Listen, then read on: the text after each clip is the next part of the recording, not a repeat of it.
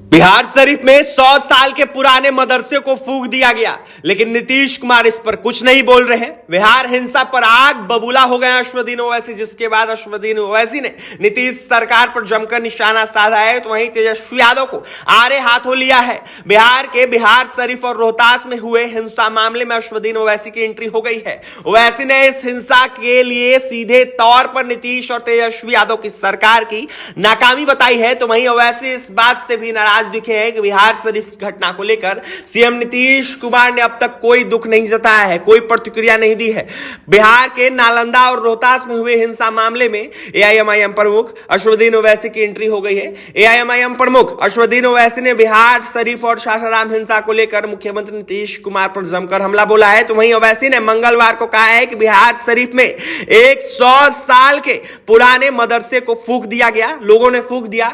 एक मस्जिद की मीनार को डैमेज कर दिया गया, वहां मुस्लिम समुदाय के लोगों की दुकानों को निशाना बनाया गया। तो वहीं इससे साफ जाहिर है कि इस घटना में बड़ी प्लानिंग हुई है और इसके कहीं ना कहीं जो लोग हैं उस पर कार्रवाई नहीं हो रही। बिहार की नीतीश और तेजस्वी यादव की सरकार को मालूम था कि नालंदा एक संवेदनशील जिला है, इसकी बाद भी गड़बड़ी हुई है। ये बिहार में आज जो कुछ हुआ है इसमें कहीं ना कहीं सरासर सरकार पर कहीं ना कहीं जिम्मेदारी होती है। तो वहीं देखा जाए तो उन्होंने हिंसा को रोका नहीं। तो वहीं उनके पास इंटेलिजेंस की रिपोर्ट थी कि यहां पर हिंसा हो सकती है। 2016 में भी नालंदा में इस तरह की हिंसा हुई थी। अफसोस की बात यह है कि बिहार शरीफ में मदरसे अजीजिया को पूरा जला दिया गया। 100 साल का मदरसा, 4000 किताबों को जला दिया गया, दुर्लभ दस्तावेजों को जला दिया गया।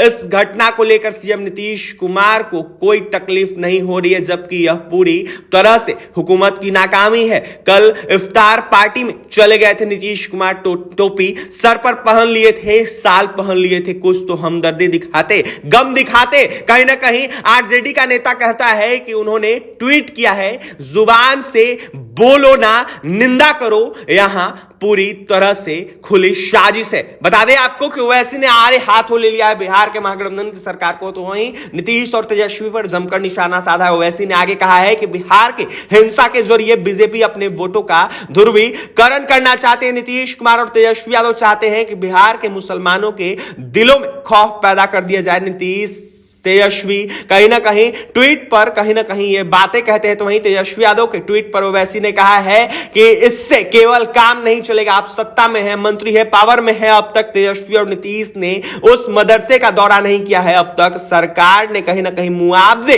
का ऐलान क्यों नहीं किया है, अब तक उन पुलिस वालों के खिलाफ कोई कार्रवाई क्यों नहीं हुई है। तो वहीं जिनकी मौजूदगी में हिंसा हुई है, सरकार की पूरी तरह से नाकामी जो है वो देखने को मिल रही है। तो वहीं ओवैसी ने कहा है कि देश के गृह मंत्री अमित शाह कहीं ना कहीं कहते हैं कि उनकी सरकार होती तो वह उल्टा लटका देते। मैं पूछना चाहता हूं कि जो वडोदरा में क्या हुआ, कर्नाटक में कहीं ना कहीं इग्रिस पासा को कहीं ना कहीं जिसने मारा, कहीं ना कहीं क्या उसको उल्टा लटकाने के लिए सरकार तैयार थी क्या? कर्नाटक में कहीं ना कहीं बीजेपी की सरकार है, इसके बाद भी इग्रिस पासा को कहीं ना कहीं रामनगर जिले में अगवा करके 20 लाख रुपए की फिरौती मांगी, कहीं ना कहीं उस पर भी कोई कार्रवाई नहीं हुई। तो वहीं देखा जाए तो उसकी लिंचिंग कर दी गई। तो वहीं हरियाणा में जुनैद को मार दिया गया। क्या गृह मंत्री मारने वालों को कहीं ना कहीं उल्टा लटका देंगे? तो बता दें आपको कि ओवैसी ने नीतीश सरकार से लेकर बीजेपी पर भी जमकर निशाना साधा है। तो वहीं जिस तरीके से घटना हो रही है उसको लेकर सीधे सीधे ओवैसी ने कहा है कि इस पर कार्रवाई क्यों नहीं हो रही है। अमित शाह जिस तरीके से बिहार में आके बोलते हैं उल्टा लटका देंगे, क्या वहां पर लोगों को उल्टा लटकाया अमित शाह ने? और भी तमाम खबरों के लिए NBC 24 के साथ बने रहे। बहुत बहुत धन्यवाद।